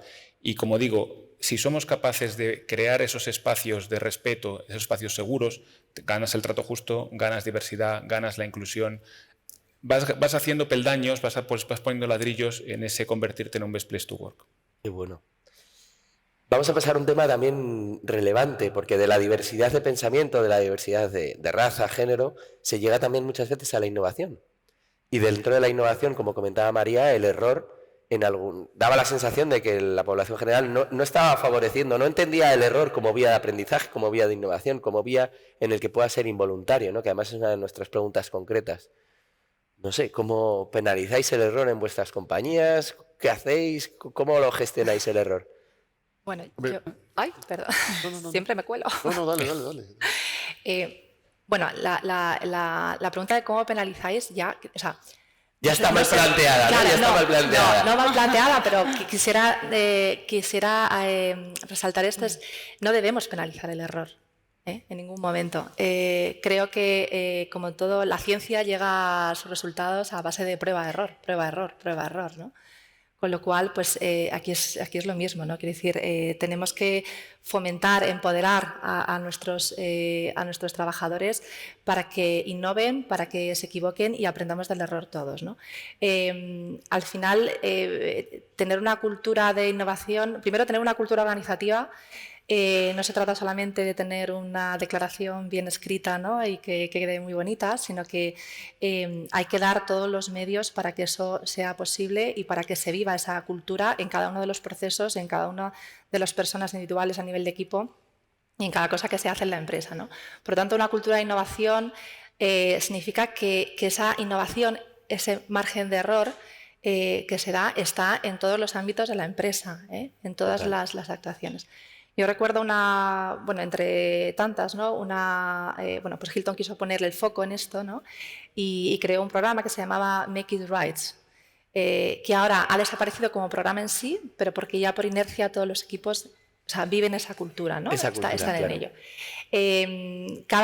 Bueno, aquí tratamos con clientes, muchas veces pues esperemos lo menos posible, pero a veces se quejan, no están a gusto, etcétera. Y entonces, ¿cómo podemos recuperar a ese cliente? ¿Cómo podemos satisfacer al cliente? Y a veces pues hay algún team member, un recepcionista, un camarero, pues que le invita a una comida o se le da ese empoderamiento para que lo pueda hacer, ¿no? Total. Igual a lo mejor luego viene el jefe y dice, hombre, pues igual una comida ha sido excesivo, ¿no? Igual le podemos haber invitado a una copa. Bien, pero no se penaliza, ¿no? No se penaliza. Pero es muy importante la comunicación, la transparencia, se habla, pero margen de error debemos dar en todos los niveles. En todos los niveles. Oye, Abel, imaginamos situación, ¿no? Dentro de Lili, ¿qué esperaríais de un manager en el que uno de sus colaboradores pues está cometiendo un error, ¿no? Antes hablábamos de implicación, antes hablábamos de querer ser líder. ¿Cómo esperáis que reaccione un manager dentro de Lili ante el error o ante el error involuntario, ¿no? Ante el error como proceso, ¿no? Hombre, cuando tú fomentas una cultura donde lo que estás pidiéndole a la gente es que lidere cambios y que de alguna forma el cambio forme parte de, digamos, de su dinámica habitual, evidentemente se tienen que producir errores, ¿no? Y se producen errores porque asumes riesgos también, ¿no? Entonces, pero ambas cosas tienen que estar también bien medidas, ¿vale? Tampoco podemos potenciar una política de, bueno, pues no pasa nada ni con asumir riesgos ni con el error que se ha producido. Del error se aprende y eso es lo que tú tienes que, de alguna forma, fomentar. Es decir, ¿qué aprendizaje has obtenido de este error que se ha cometido, evidentemente de una forma involuntaria? ¿Qué medidas vamos a aportar o qué medidas correctoras vamos a aportar para que efectivamente ese error probablemente no se vuelva a producir? ¿O qué aprendizajes hemos tomado para que nos sirva para implementar otro tipo de medidas que no tienen nada que ver con esto? Cuando tú tienes una relación de confianza con las personas, cuando tú tienes una relación, digamos, no de supervisión jerárquica, sino, como han dicho antes, de entender cuáles son las... porque muchas veces el hecho de que una persona cometa un error no puede estar debido únicamente a cuestiones puramente profesionales, puede estar... Bueno, la situación de la persona que está viviendo en ese momento también la tienes que entender. Toda esa información que tú como gestor o de personas tienes que tener, te tiene que ayudar a entender mucho mejor todavía en el caso en el que en un momento dado se haya producido algún tipo de... Es que una cosa que has comentado, que además va a ser uno de los retos de los Best Workplaces, me parece un matiz que no dejaría pasar por alto, ¿no? Es que el input del error tiene que convertirse en un aprendizaje, ¿no? Igual a lo mejor no te exijo que lo hagas todo bien, pero lo que te exigiría es que aprendas de tus errores, ¿no? Que vayas avanzando, que te sirva como input de aprendizaje, ¿no? De todas formas, también es verdad que muchas veces todo esto, o sea, lo que para mí puede... Vamos a ver, yo vivo en una empresa donde el ADN es la innovación, ¿vale? Es decir, nosotros estamos continuamente innovando, de hecho, nuestra innovación lo que produce es una mejora de la calidad de vida de las personas, con lo cual necesariamente tenemos que vivir de eso, con lo cual hay un ADN creado muy internamente sobre el tema de innovación. Y eso necesariamente produce pruebas-errores, es decir, tú una molécula cuando la investigas, para que finalmente veamos el medicamento en el mercado, al final lo que ha habido es una serie de pruebas anteriores que no os podéis imaginar la cantidad de veces que hay que eliminarlas para, bueno, vosotros lo conocéis también, para que eso salga. Es decir, esa cultura de alguna forma está instalada y está necesariamente metida en el Pero aquí la innovación para mí la innovación es más el espacio donde tú creas, digamos, la necesidad de intercambio de ideas, donde tú generas como supervisor la posibilidad de que la gente pueda rebatir las cosas que tú igual no... Porque muchas veces estamos confundiendo el liderazgo con yo lo sé todo, mi equipo tiene que hacer lo que yo diga, ¿vale? Y de alguna manera personalizar, digamos, un poco la canalización del planteamiento y la decisión. Y lo que hace mi equipo, lo que tiene que hacer mi equipo es retarlo. Y muchas veces ese reto a mí me lleva a una incomodidad de tener que decir sí a un cambio de un modelo que a mí me está funcionando y que igual viene otra persona. Y entonces muchas veces no se trata solo de los errores, se trata de saber asumir que tienes que tener gente que es capaz de retar y que tiene que saber de alguna manera que en un momento dado cosas que no han funcionado en el pasado que igual es así, pueden funcionar en el futuro simplemente puede ser el momento ahora, por ¿no? un cambio de visión. ¿Vale? Oye, nos vamos a mover ya a los dos últimos bloques, que serían el reto de agilidad y el reto de exigencia. Parte del reto de exigencia ya lo hemos introducido, pero no sé si alguno de vosotros está ya planteándose nuevas formas de trabajo, estilo Agile. Marina, Alejandra. Nosotros, bueno, creo que el mundo Agile, mucha gente lo conocemos bajo frameworks o formas de gestionar proyectos, pero yo opino que es parte de la cultura, ¿no? Al final, esa habilidad de adaptarte al cambio, de adaptarte a nuevos retos, también relacionado con lo que hablábamos de la gestión del error. Trabajar en un ambiente o en una cultura Agile te da la posibilidad, sobre todo, de aprender de los retos. De hecho, hay una de las etapas más importantes de la gestión Agile, que es una retrospectiva, y es ese momento en el que, después de una entrega o después de la finalización de un proyecto, te sientas con tu equipo a ver qué es lo que hemos hecho bien, pero también qué es lo que hemos hecho mal, ¿no? Entonces, ese momento de introspección, de ver qué es lo que funciona y qué es lo que no, y aprender, sobre todo, no solo del fallo, sino también del éxito. Y también la parte de celebración de los éxitos es algo que va muy relacionado con el mundo Agile. Total. Creo que es una práctica que debe estar muy implementada dentro de la cultura, porque al final Agile no es otra cosa que comunicación, colaboración entre equipos y aprendizaje de los errores y los éxitos. Entonces, es algo que puede estar muy dentro de la cultura de todo un equipo, de toda una empresa.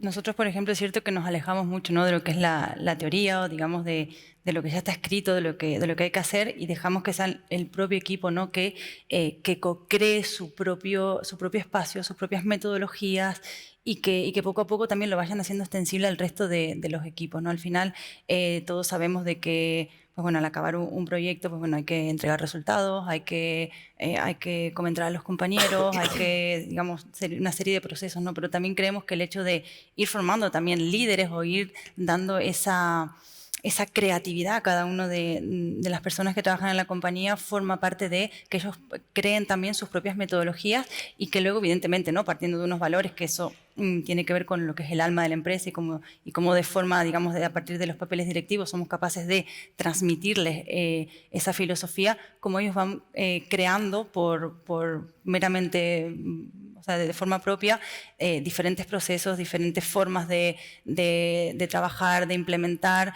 y que realmente cuando se consigan resultados, pues diga, mira, pues esto de forma innata se ha ido creando. O sea, que no es algo impuesto por la compañía, o porque viene en tal, o porque el método X me dice que ahora tengo que reportar de tal manera, sino que poco a poco vaya fluyendo también dentro de los equipos. Bueno, nos queda un bloque de 2 personas para ver que me gustaría, y a ver si tenemos alguna pregunta. Mamen, si quieres, vete investigando a ver si tiene alguna pregunta del público, 1 o 2, creo que nos puede dar tiempo. Lo que sí me preguntaría, os lanzábamos el reto a las Best Workplaces de la exigencia. Para nosotros dudamos, María y yo, en elegir la palabra, porque claro, la exigencia suena como muy, muy antiguo, ¿no? Muy, muy fuerte, ¿no? Pero es verdad que para nosotros la orientación a resultados y la orientación a personas tiene que estar equilibrada, ¿no? Y algunas veces, cuando se produce un desequilibrio entre una y otra, pues se genera frustración, se genera incomodidades, se genera determinados sentimientos que provocan el que se marche, ¿no? ¿Vosotros cómo entenderéis o cómo entendéis la exigencia en Sandoz? Bueno, la exigencia parte de uno mismo. Es decir, cuando tú te sientes parte de algo, te autoexiges porque sientes que tienes que mejorar eso. Es decir, si estás, me da igual, en un equipo de fútbol, en una familia, en un proyecto de trabajo, si tú logras tener ese sentimiento de pertenencia, entonces es cuando se produce la magia. Y la magia es que das lo que los ingleses llaman el extra mile, y das el 110% para que eso salga bien. Y ahí está el reto de los departamentos de gestión de personas, es el conseguir esa vinculación con el proyecto. Y no siempre es fácil. Decía Abel, estamos en una empresa farmacéutica suiza, el sector farmacéutico es muy regulado. Pues no es fácil la agilidad, la innovación, la escucha, pero tienes que conseguir, el teletrabajo ahora, pues lo que decíamos, tienes que conseguir que si, por ejemplo, en nuestros valores está puesto uno que es difícilmente traducible, que es ambos, no es que no tengas jefe, sino que tú seas responsable. Entonces tienes que ser capaz de, oye, yo digo que la gente que contrato es responsable, pues tengo que ser capaz como departamento de gestión de personas, es que efectivamente eso se lleva a la práctica. Y entonces, pues permitimos que la gente trabaje desde donde quiera, como quiera. No tenemos 50, 75, a mí me da igual, yo no quiero saber. Yo creo que tengo gente responsable que va a decir dónde va a trabajar. creo que tengo gente responsable que si tiene un error va a saber corregirlo. Tenemos una organización por supuesto, no con metodología Agile, es que necesitamos, porque como tenemos tanto corsé, necesitamos movernos rápido, movernos en otra dimensión. Entonces, cada vez las organizaciones son más líquidas y yo ahora mismo soy responsable del Departamento de Gestión de Personas, pero pasado mañana estoy en un equipo de trabajo aportando simplemente y a las órdenes de un colaborador individual para que eso vaya bien. Si consigo que ese sentimiento de pertenencia al proyecto de Sandoz en este caso, esté dentro de la persona, la exigencia llega sola. Qué bonito, qué bonito. Esa corresponsabilidad en... Absolutamente. Bueno, creo que estábamos hablando temas parecidos, ¿no? Inspirar, corresponsabilidad, la actitud al ser líderes, desde luego la agilidad, el trato justo. Te dejo que cierres respecto a Hilton. ¿Cómo entendéis la exigencia? Bueno, nosotros como empresa que cotiza en bolsa, efectivamente es una empresa muy orientada a resultados porque necesitamos dar explicaciones a todos los inversores.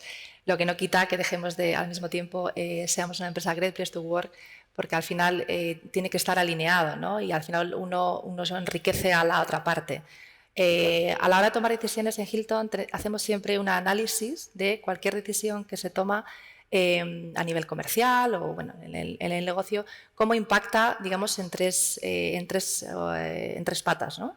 Es cómo impacta en la cuenta de resultados, fundamental, cómo impacta en satisfacción del cliente y cómo impacta en satisfacción del empleado. A ese mismo nivel, ¿no? A ese mismo nivel. Qué maravilla. Entonces, en cualquier decisión que tomamos, hacemos ese análisis para que esté compensado, efectivamente, como decías, total, y no se desequilibre la balanza. Voy a dar paso un segundo a Mamen, a ver si tiene alguna pregunta, rescata alguna pregunta, una o dos que tengamos del público. Si no, pues impresiones... Muy buenas de nuevo. Bueno, aquí estamos, como os decía, disfrutando. Bueno, nos preguntan sobre el procedimiento exacto para iniciar el proceso de estudio y certificación y demás, pero no sé si alguien... Bueno, pero eso lo comentaremos después, ¿no? De la mesa redonda, sí, exacto. De momento, no hay nada más. Bueno, pues Jaime, muchísimas gracias a vosotros cinco, la verdad es que es un placer. Yo desde luego tomaría notas, me dedicaría a tomar notas ahora y aprender de cada una de las cosas que habéis dicho, ¿no? Muchísimas gracias, un aplauso para ellos y... Gracias.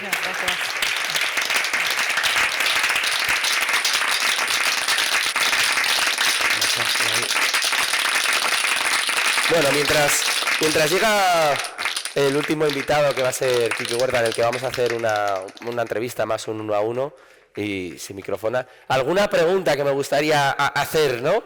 Tenemos la opción rojo sería no, la opción azul sería sí. ¿En vuestras compañías se entiende el error como vía de aprendizaje? Sí, sería, bueno, pues bastante sí. ¿Algún rojo no? ¿Algún rojo no? ¿Qué tal? ¿Habéis tenido reuniones 1 a 1 últimamente con vuestro manager? ¿En estos 4 últimos meses habéis tenido reuniones 1 a 1? Esos puntitos rojos pues ya pueden reclamar, ¿no? Las reuniones 1 a 1 es un canal tremendamente básico para la gestión de la confianza. Es decir, si no tienes reunión 1 a 1, además nosotros ya hemos archiestudiado, no sé cómo decirlo más claro, ¿no? Pero María y yo hemos visto, bueno, y el equipo hemos visto miles y miles de empresas, y si tú no tienes una reunión cuatrimestral, tienes bajos niveles de confianza. Bueno, tenemos aquí que ya preparado, ¿no? Un aplauso, por favor, para él.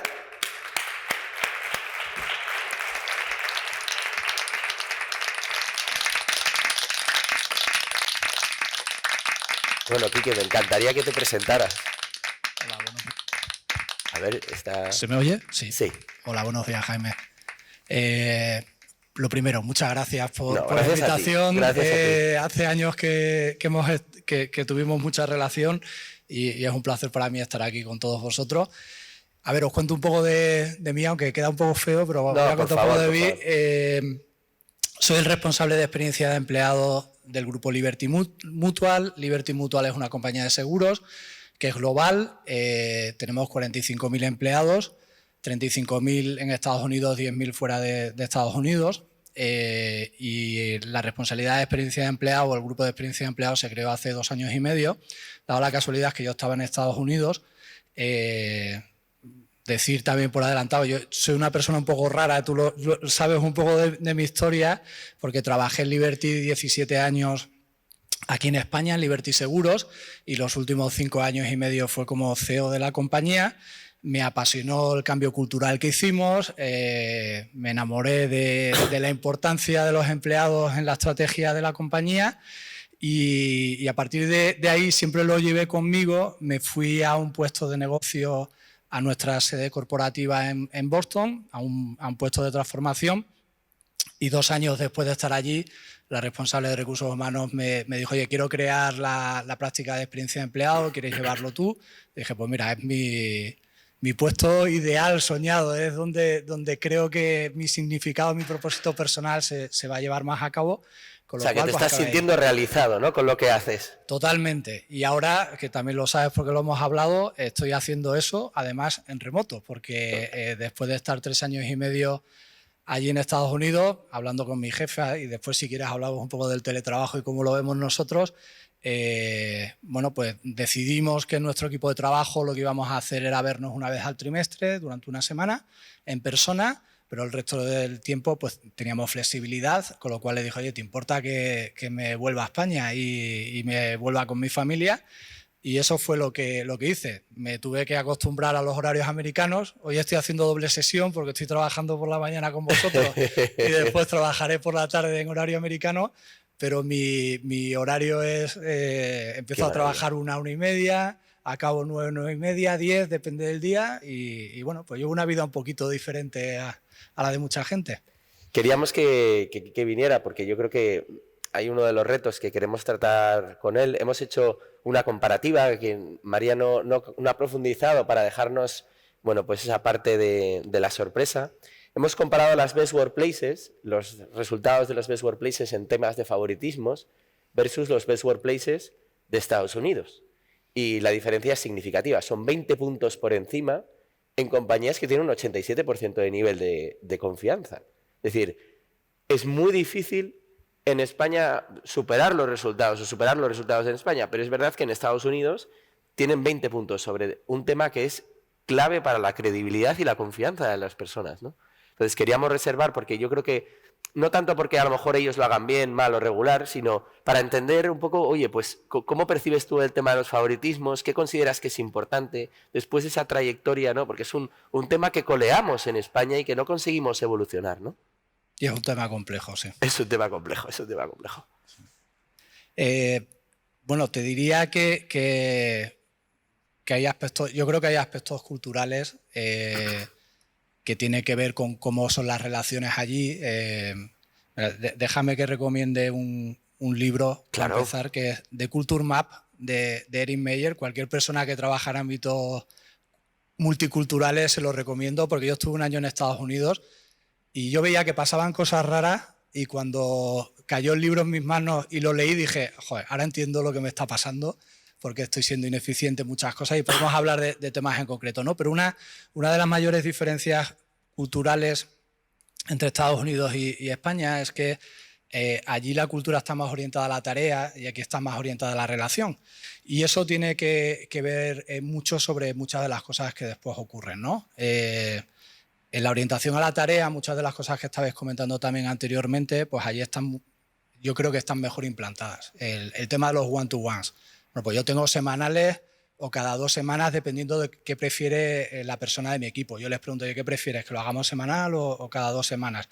Check-ins, pues hacemos 3 más las entrevistas de check-ins son como evaluaciones del desempeño. Sí, seguimiento de los objetivos que hemos marcado al principio de año, y un poco si debemos cambiarlos, y cómo va evolucionando.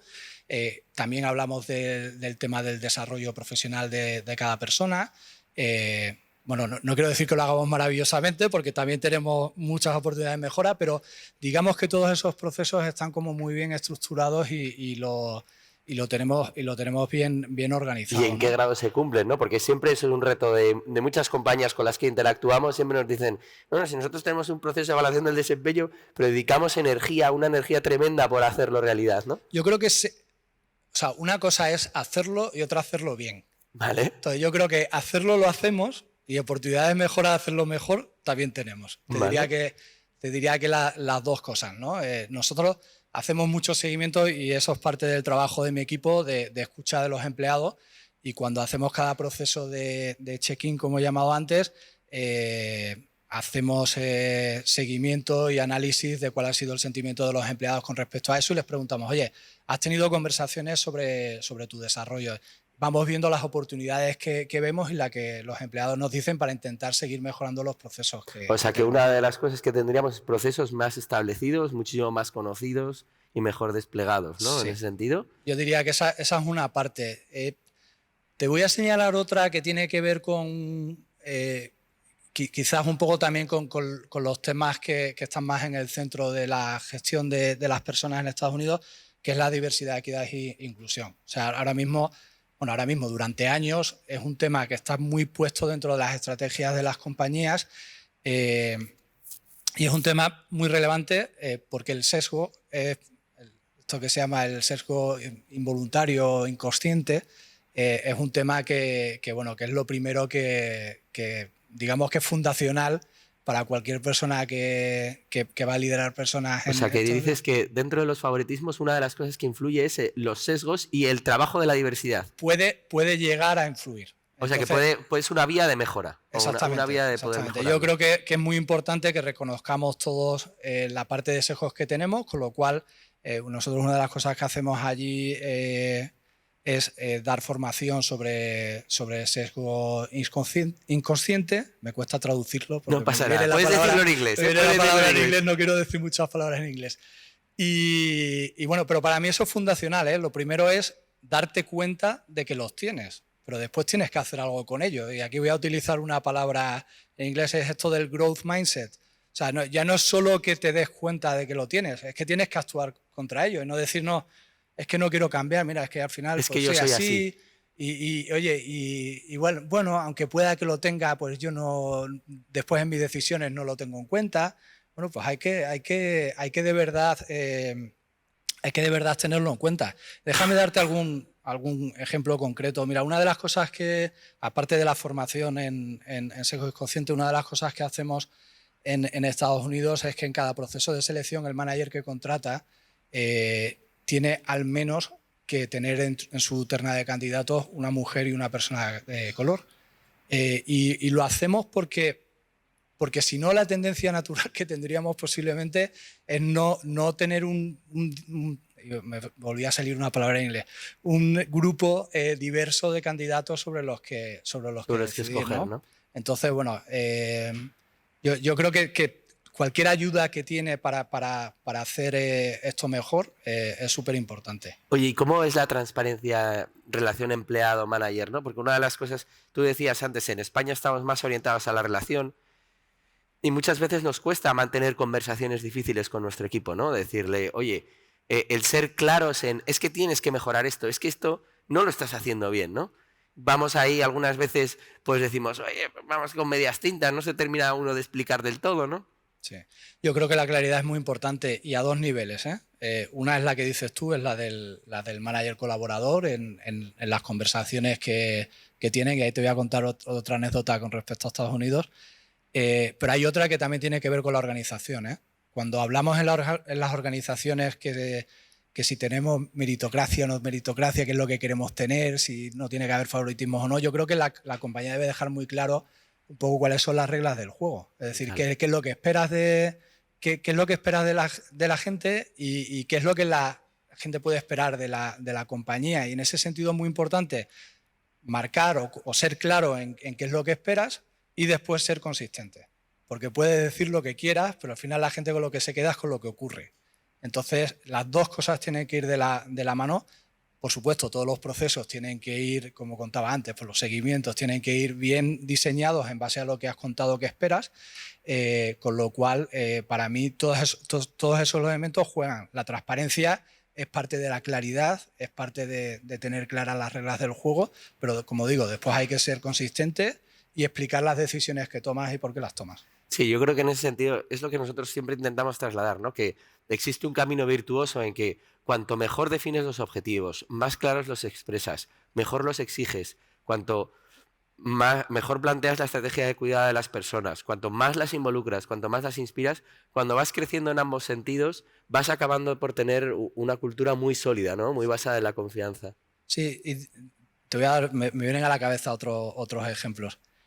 Una cosa que que hay de diferencia posiblemente entre Estados Unidos y España es que el mercado laboral es mucho más flexible, las oportunidades de movimiento dentro de las compañías y hacia otras compañías, ya habéis oído hablar de la gran renuncia y de todo esto. Bueno, pues allí una de las razones por las que se da es que el mercado es mucho más flexible, hay muchas más oportunidades. La economía el año pasado, después de la parte más dura de la pandemia, se revitalizó mucho. Y una de las cosas que viendo nuestros procesos internos pensamos que teníamos que mejorar era cómo le damos feedback a los empleados cuando habían estado en un proceso de selección y al final no eran ellos los elegidos. O sea, y era una parte fundamental, pero como parte ya no solo de entender la razón, sino cómo puedes mejorar, cómo puedes estar mejor preparado para la siguiente oportunidad que te pueda venir. Y tenemos muchísimos procesos internos en una organización de 35.000 empleados en el que hay mucho movimiento. Eso solo en Estados Unidos. Allí en Estados Unidos, con lo cual, bueno, pues es una parte muy importante que intentamos mejorar, que posiblemente pues no lo estamos haciendo todo lo bien que debiéramos y es uno de los lugares retos, que estamos intentando mejorar más. Sí. Oye, desde la perspectiva de la responsabilidad que tienes una perspectiva muy global de la experiencia del empleado y con los colegas con los que hables, ¿qué retos crees que está en el futuro de la experiencia del empleado, ¿no? Mira, aquí voy a poner a lo mejor un matiz un poco personal, porque a mí hay dos temas que me apasionan y creo que los dos temas los tratáis bueno, creo no, seguro, lo tenéis en las preguntas de vuestra encuesta, ¿no? El primero es la consideración de la perspectiva del empleado en lo que ocurre. O sea, para mí es fundamental. La participación del empleado. La participación del empleado. Cuando hablamos de diversidad e inclusión, para mí inclusión es que el empleado sienta que se le está escuchando. Total. Al final, con lo cual tienes que tener dos partes. Una es escucharle. Total. Y la segunda parte es que conectes las decisiones que estás tomando con lo que el empleado te está diciendo. Nosotros, el NPS que estabais comentando anteriormente, tenemos una encuesta mensual en la que le preguntamos a los empleados de todo el mundo sobre la recomendación y después les preguntamos que cuál es el momento que has tenido en el mes más positivo, que tu experiencia ha sido más positiva y cuál ha sido el menos positivo del mes. Y con eso, con esa información que los managers disponen, pues hay cosas que tienen que ver con el manager, hay cosas que tienen que ver con la realización, con nuestros procesos, pues intentamos ver cuáles requieren actuación inmediata o no. Pero la segunda parte es, ok, si estoy tomando decisiones, pues lo que tengo que hacer es conectar, oye, lo que me dijiste, pues lo estoy haciendo de este modo. Una de las cosas que nos está sirviendo ahora, que en Estados Unidos hemos vuelto recientemente a las oficinas, pues es seguir un poco el sentimiento de la gente vía esa encuesta de cómo se están sintiendo al volver. Entonces, consideración de la experiencia del empleado, fundamental. Número uno. La segunda es lo que se llama meaningful work o pues que mi trabajo tenga un sentido especial, ¿no? Mi trabajo tenga un sentido especial. Y yo creo que esto es importante para todos y especialmente para las nuevas generaciones, por lo menos en lo que estamos viendo en nuestros análisis. Al final, el conectar, porque muchas compañías estamos trabajando en nuestro propósito estratégico, estamos intentando hablar no solo del qué hacemos y del cómo lo hacemos, sino también del por qué lo hacemos, de cuál es la razón por la que hacemos las cosas que hacemos, pero hay que conectar eso con el propósito de cada persona. Total. Que el propósito de cada persona puede ser diferente o las cosas que a mí me llenan de pasión a lo mejor son un poco diferentes de las tuyas. Y cómo conectar una cosa con la otra para mí es fundamental. Antes hablaba uno de los que hablaban de la magia. Para mí hay otro punto de magia que ocurre cuando conectas de verdad lo que a ti te llena de pasión con lo que haces. Y eso también tiene que ver con lo que hablábamos antes de la meritocracia. Hay momentos, y a mí me pasa en los procesos de selección cuando tengo puestos vacantes en mi grupo, que no solo me dedico a intentar entender cuál ha sido la experiencia de la persona, intento también entender cuáles son las pasiones que le mueven y ver si eso lo va a traer al puesto de trabajo. Y a lo mejor tengo una persona que tiene un desempeño excelente, que tiene un potencial para muchas cosas, pero a lo mejor para lo que yo busco en la posición, para la pasión que quiero que traiga, pues a lo mejor tengo una persona que no ha estado en el sitio donde podía desarrollar más sus fortalezas y su pasión y que creo que en el nuevo puesto de trabajo lo puede hacer. Con lo cual, ese trabajo tiene mucho que ver con el entender a cada persona. Pero eso que comentas requiere mucho nivel, ¿no? Porque a tener el espacio, a abrir, entender la pasión que tiene esa persona, conectar esa pasión con lo que tienes que construir. O sea, es un nivel de liderazgo alto, ¿eh? Sí, y tampoco es sencillo. O sea, al final pues tienes Total.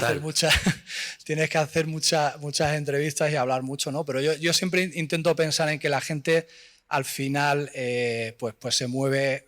Hay gente en las organizaciones que les encanta que la pasión la encuentran con que la compañía crezca, con que le vaya bien, con que la compañía gane. Entonces, pues eso es un elemento, ¿no? Pero hay personas que en su momento de la carrera profesional pues les importa mucho su desarrollo, su crecimiento. Están en ese momento que eso es lo que más les importa. Hay otra gente que les gusta estar en un equipo en el que se sientan bien, en el que sientan que pueden crecer, que se sientan parte de Y el buen ambiente de trabajo, la pertenencia. lo que tú dices. Hay gente que les motiva la orientación al cliente, estar cerca del cliente, que el cliente se sienta. Seguro que aquí en Hilton tienen muchísimas, la mayor parte de la gente será de ese modo. Y después hay gente que quiere darle a la sociedad, retornar a la sociedad, ¿no? tener un trabajo que piensan que le están dando a la sociedad algo. Bueno, intentamos indagar un poco sobre esos conceptos, ¿no? Y ver un poco cómo podemos hacer ese matching entre el propósito individual y el que tenemos como organización, que creo que también es muy bonito. Bueno, pues yo creo que ya vamos a ir casi despidiéndonos. Me da pena porque creo que con los ponentes que hemos estado y contigo también nos quedaríamos horas. Desde luego el informe de María todavía es muy extenso. Recuerdo que aquel que quiera descargárselo ya se lo puede descargar. Es completamente profundo. Bueno, no sé si ya o en 2 horas, pero ya casi prácticamente se lo puede descargar y si no, que esté atento, ¿no? Yo no sé, Mamen, si nos puedes comentar cómo está la arena, si por vuestra parte queréis algo más, queréis preguntar algo más, comentar. Sí, por aquí está muy animado y bueno, muchísimas gracias por la intervención, Enrique. Vamos a dar paso a Neus Capó, que tiene una pregunta en directo. A ver si podemos... Aquí tenemos a Neu. Muy buenas, Neu, buenos días. Estaba muy interesada, pero nosotros hablo desde PlaySpace, específicamente trabajo como Talent Manager en PlaySpace y en 2015 estuvimos trabajando con la organización de Great Place to Work para poder conseguir también el certificado, ¿no? Y pues en base a ello, para trabajar en el certificado aprendimos muchísimo y desde el 2015, que hace muchos años, realmente pues tenemos muchos beneficios y todos los trabajadores, digamos, todas las personas están muy contentas en la empresa, ¿no? Sí, tenemos muchas cosas que es lo que habéis comentado, muchas encuestas, mucho feedback, mucha comunicación directa, tenemos toda la metodología del one-on-one implementada, pero a veces en las encuestas que estamos haciendo, recientemente, por ejemplo, siempre suele salir mucho el tema de favoritismo. Entonces, a veces intento indagar mucho más, ¿no? En ese sentido y parece un poco complicado a veces diferenciar lo que puede ser favoritismo a un poco amistad dentro del trabajo o no, o la socialización dentro del trabajo.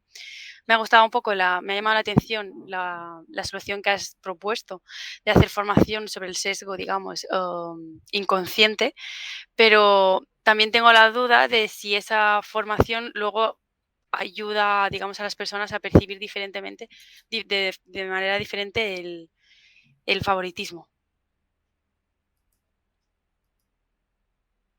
No, al final todo vuelve a lo, y quizás no lo hemos hablado, lo habéis hablado en el anterior panel, ¿no? De cuál creo que es el elemento más importante al final de que todo esto vaya bien, que son los líderes de las organizaciones. Al final, en cualquier análisis, seguro que vosotros cuando hacéis correlaciones en vuestras encuestas veis que las partes que correlacionan más con el engagement tienen que ver con las preguntas relacionadas con los líderes. Total. Eso es lo que vemos nosotros también. Entonces, al final es que el sistema, que lo que hacen los líderes, lo que decía antes de la consistencia, ¿no? De ser claro en lo que quieres que ocurra y que después realmente las decisiones que se toman en la compañía sea un reflejo de lo que has dicho que quieres que sea la compañía, es fundamental. Y esa consistencia para mí es lo que tendríamos que trabajar cada una de nuestras organizaciones para que al final nuestros líderes sean los máximos ejemplos de que eso pasa. Por completar a Quique, y gracias Neus, que doy fe que es una compañía, la verdad es que es súper interesante, que está en Mallorca, por favor, investigarla, PlaySpace. es muy claro, cuando hacemos la asociación, y además nosotros lo estamos ya investigando y dándonos cuenta, cuando hacemos la asociación entre la formación y diversidad y cómo influye en favoritismos, es porque la persona, cuando reconoce los sesgos que tiene, empieza a darse cuenta de cómo toma las decisiones y de cómo debería de tomar esas decisiones, ¿no? Empieza a darse cuenta de que cuando ve algo rojo, pues por así decirlo, no, sin hacer mención a qué, pues tiende a tomar una serie de decisiones. Te hace avanzar en tu conocimiento e interpretación de por qué tomas esas decisiones. Una de las claves también de los favoritismos es explicar el por qué tomas esa decisión y cuáles son las razones por las que tomas la decisión. No te puedes quedar solo en, bueno, pues he decidido que vamos a ir a China. Bueno, pues está muy bien, ¿no? Pero cuando tú quieres hacer partícipe, como decías, Quique, ¿no? al equipo, también tienes que hacerle partícipe de los razonamientos. Porque una vez trasladas los razonamientos, estás explicando cuáles son las reglas del juego. En las decisiones importantes, cuando tú cuentas el porqué de las que las tomas, pues realmente explicas cuáles son tus reglas del juego.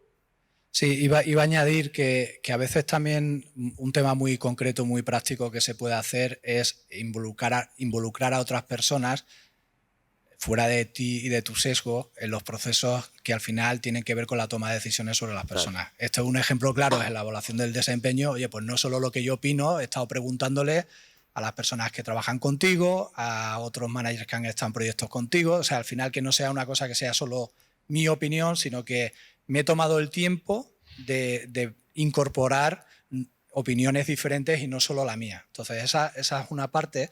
En procesos de selección, otra cosa que a veces hacemos es incorporar a managers que han tenido menos relaciones con esas personas, que pueden ser más objetivas para que te den otro punto de vista que a lo mejor, oye, tú lo pasas todo por el tamiz de tu sesgo, pues vamos a la palabra, y ellos te pueden dar un punto de vista un poco diferente al que tú tienes. Entonces, bueno, involucrar a otras personas que te puedan dar un punto de vista diferente en cualquiera de estos procesos, yo creo que enriquece mucho la decisión. Voy a darte paso, Mamen, un segundo, por si hay alguien que veas que la última pregunta, porque no quisiera desprenderme más de las 11, 12 menos 20, creo que es. Sí, sin problema. Solo tenemos a Connie Nasso que pregunta si hay algún dato a nivel de bienestar emocional de los equipos y cómo lo abordan. Sí, en el informe concretamente no vas a tener tanto dato, pero si necesitaréis, pues podríamos comentar, ¿no? El bienestar, vamos a sacar ahora, estamos haciendo un trabajo con uno de nuestros patrocinadores hablando del bienestar y en los próximos meses centraremos más un monográfico sobre la parte de bienestar. Así que de esa manera pues podréis profundizar. Estupendo, pues muchas gracias. Nada más, Jaime. Bueno, pues muchísimas gracias a todos, por supuesto, muchísimas gracias. Aunque ahora comentaré alguna de las conclusiones, muchísimas gracias, Quique, por haber estado con nosotros. A vosotros por invitarme. Gracias, Jaime.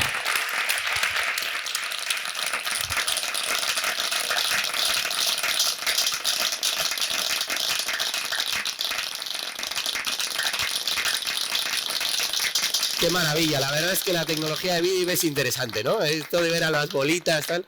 Falta la idea de...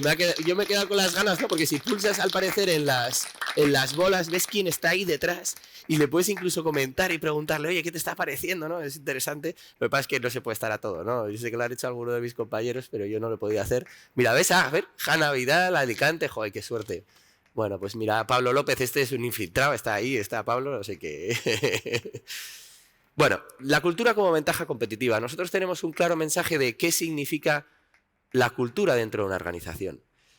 Alguna de las palabras que me gustaría decir es una variable que influye muchísimo. Voy a detenerme en qué es una variable. Generalmente cuando nosotros, pues yo qué sé, la industria farmacéutica tiene patentes, pues a lo mejor Hilton tiene una serie de instalaciones, yo qué sé, el que fuera, cualquiera de los modelos de negocio tiene una serie de ventajas competitivas, pero que cada poco van creciendo y van creciendo y van creciendo. Muchísimas patentes que tendréis en Lilly, ¿no? A saber, no quiero ni planteármelo, ¿no? Si Hilton decía que tenía 103 años, me gustaría saber cuántos tiene Lilly, que son 150, ¿no? Casi 150. ¿Qué es lo que pasa? Que las personas son mucho más variables que las patentes. Es decir, tú la patente la adquieres durante un tiempo, ¿no? Y yo no soy un poco más profano en este tema, ¿no? Los edificios tú los tienes durante un tiempo y salvo que no los mantengas, van durando, ¿no? Sin embargo, las personas tienes que estar constantemente cuidándolas, manteniéndolas, atendiéndolas, escuchándolas y haciéndoles partícipe. Es variable porque si tú, por ejemplo, bajas tus índices de confianza, empieza a frenarte la organización. Nosotros tenemos muy claro que todo lo que está por debajo de 65 puntos es un freno en tu cultura. Es un freno. Lo mires por donde lo mires. Entonces, dentro de algo que tú tienes, que supuestamente tienes talento, has dedicado muchísimo esfuerzo en contratarlo, se convierte en algo que te empieza a frenar. Y cuando algo te frena, pues evidentemente pones otros recursos, duplicas tareas, generas ineficiencias. Estamos hartos de verlo, ¿no? Entonces, para nosotros la cultura como ventaja competitiva empieza a ser a niveles de 75 o 82 puntos, concretamente a partir de 82 puntos. De hecho, en la pandemia, esto es un mensaje que nos preparábamos, ¿no? Hicimos un webinar en abril de 2020 y decíamos la confianza como indicador de negocio. Para afrontar la pandemia trasladábamos un mensaje de, oye, si no sabes qué nivel de confianza tienes, no sabes si vas a ser capaz de adaptarte al cambio de lo que venga por delante. Las compañías que tenían altos índices de confianza han recuperado un 16,5% más rápido de la pandemia, en apenas 3 meses. Es vertiginoso, por favor, descargaros el informe y deteneros en esa parte, ¿no? Un nivel de confianza alto es una reacción rápida al mercado. Las compañías Best Workplaces o las compañías con alto nivel de confianza sufren con el mercado, se recuperan más rápido. Y de hecho, si hacemos una vista atrás y analizamos desde el año 96, que creo que tenemos datos, en empresas cotizadas en Estados Unidos, el retorno de la acción llega a ser hasta 4 veces mayor que sus competidores. O sea, esto no es una cuestión de recursos humanos, es una cuestión de negocio. Y es una cuestión de personas, que son 2 cosas muy bonitas, ¿no? De cuidar y orientarse claramente a los resultados y de orientarse claramente al cuidado de las personas. Para nosotros la cultura como ventaja competitiva es una concepción de una estrategia de negocio que os animamos a que tengáis presente, que os animamos a que la implantéis, que os animamos a que hayáis aprendido de los ponentes, de cómo lo están llevando a la práctica. Os animamos a que interactuéis con ellos, a interactuéis con nosotros para consolidar una estrategia que a largo plazo, sin duda, es exitosa. Bueno, muchísimas gracias a Hilton, muchísimas gracias a Vidip, muchísimas gracias a cada uno de los ponentes y asistentes que habéis venido, a cada uno de los asistentes que habéis interactuado y desde luego que esperamos veros en la próxima.